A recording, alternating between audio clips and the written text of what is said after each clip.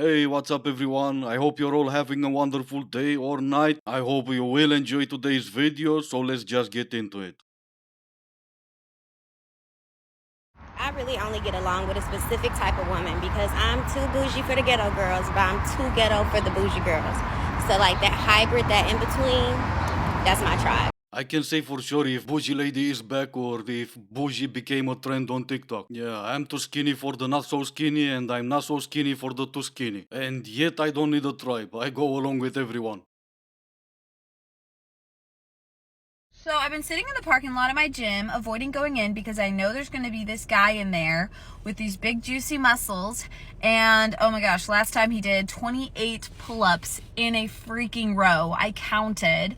But he will stare at me. He looks at me, but he won't talk to me. And his friend likes me and talks to me. And I think I'm going to go out with him. I'm going to go out with a friend because I like the other guy, but if he's not going to make a move, then I'm not going to just stay single and wait for you. Also, I'm pretty sure they're roommates, so this should be interesting. I'll update you. Yeah, and there I was getting pretty worried you're not going to. Single mother still chasing gym bros. And a single mother taking the same action that got her to be a single mother. The guy's not interested in you and your best action is to sleep with his friend. Well, okay then. Not even a month ago you were posting a boyfriend. I guess that relationship didn't work out and I can't stop but wonder why. The bare minimum should literally make your hoo-ha dry. Like, ugh, what is that? That is disgusting. There's nothing cute about coaching a dude on how to treat you and what you no. It's come correct the first time or go talk to your mother because I am not your mother.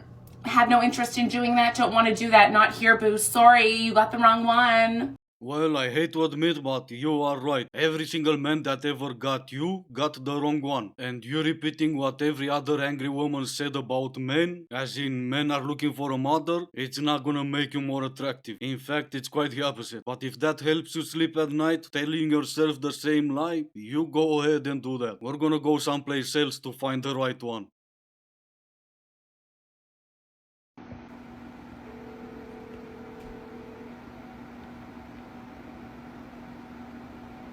Your call has been forwarded to an automated voice messaging system.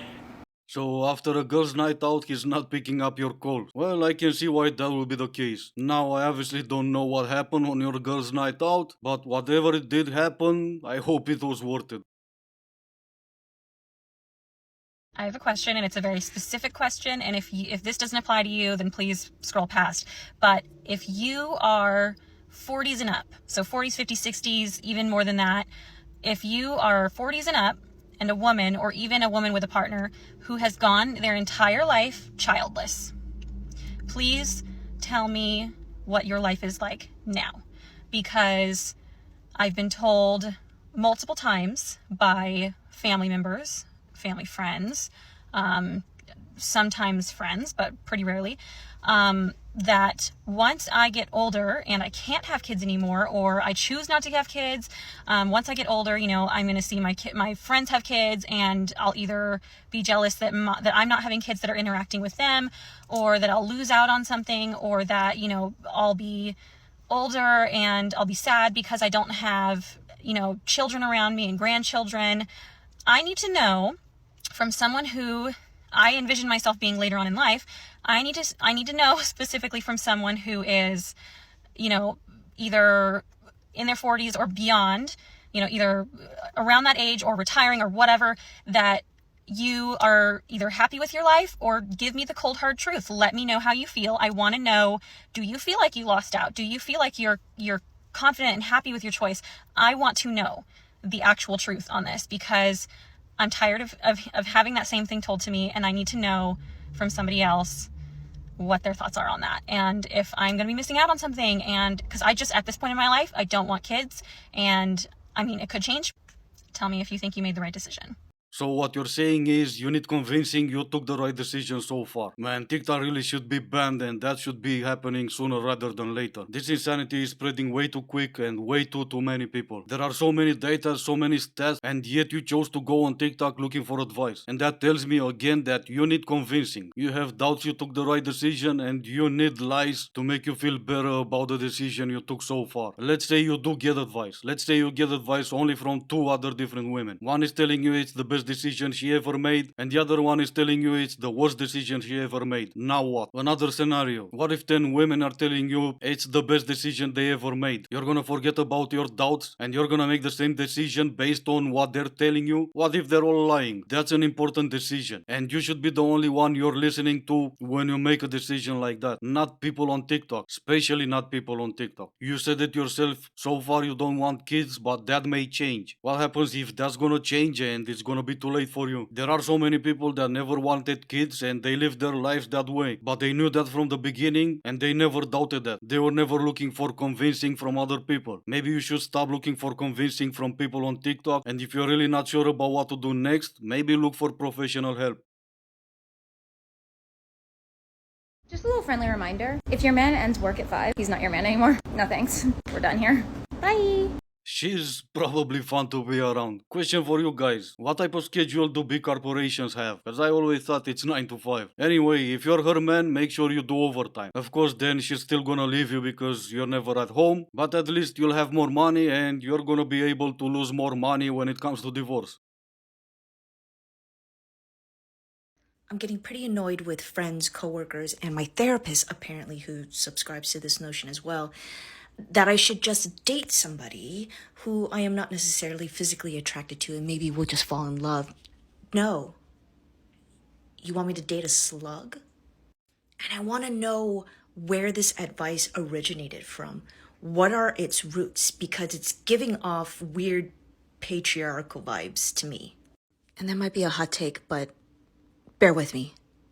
Patriarchal systems push for women to be coupled up to whomever around them so that they are protected or provided for or seen as taken, and then somehow because they're taken that their value goes up, right? Like cattle, like property. And I can't tell you how many times I've had people, men mostly, but some women say, is there something wrong? Why aren't you with someone? I don't know, Nate. Maybe none of y'all are good enough to be with. That could very well be the case. But then again, even when your therapist is telling you that you're cuckoo, maybe that will be something to consider. Maybe everyone else is not telling you to date a slag. Maybe everyone is telling you to date someone on your level. Oh, how dare they? I know, right? But it's been a while since none of you wonderful ladies started yelling out patriarch thingy. And since you only kind of went back 50 years ago, but not really, let me do it for you. This whole idea that the system wants you to be coupled up or whatever never been more false. Or better yet, that you should be coupled up with anyone. That never been more false either. It was never really about you being coupled up with pretty much anyone. 50 or even 100 years back, a woman will walk down the street, look at the man she liked, drop her handkerchief, the man will pick that up, go to the lady and say, "Miss, you dropped this." She'll pretend she has no idea. "Oh, did I?" "Yes, you did." And that was the conversation opener. 1 year later, they'll be happily married. Today, you being the wonderful lady that you are, you're looking for excuses and you're looking to blame anyone else other than yourself for the reason that it's keeping you single. And that is you. I would literally rather be delusional and think I'm the hottest person in the world than be a realist and think I'm average. I'm not sure if I should pretend I care, so I'm gonna just ignore all that. Apparently, it's fine to be delusional, but at some point, you're gonna have a wake up call. And unfortunately for you, the more delusional you are now, the harder the wake up call is gonna be. Oh, right, let me read this first. Me ignoring the fact I'm aging closer to 30 and I'm still single, don't go on dates and don't reply to boys. I was adorable once, young and full of hope. Now, look at me.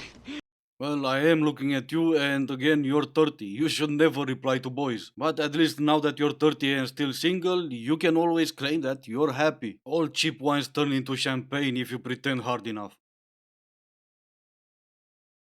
What's your biggest flex? I would have to say my height because I'm taller than a lot of men, so Okay. cancels out the short kings. Hey, what's a good height for a guy? So I'm 5'9", I wear 4-inch heels, like 6'2" at least. Oh, at least 6'2". Alright, well, that's easy. Plenty of guys around that are over 6'2". But I'm gonna need you guys to help me out with this. I thought flex is something that you achieved, that's something that you're proud of. Was I getting it all wrong before? For example, my flex is my beer belly. But I've put a lot of money and a lot of effort and a lot of time into that. I achieved all that. Being proud of it, not so much. But just being tall, I never thought that's a flex. So please help me understand all this. But anyway, this is gonna be it for today. As always, I do hope you enjoyed the video. If you didn't, I still appreciate you for making it this far. Thank you all so much for watching. Stay safe and I will see you in the next one. Oh, by the way, for my American viewers, I think Super Bowl is today and I hope you're gonna have the best fun ever.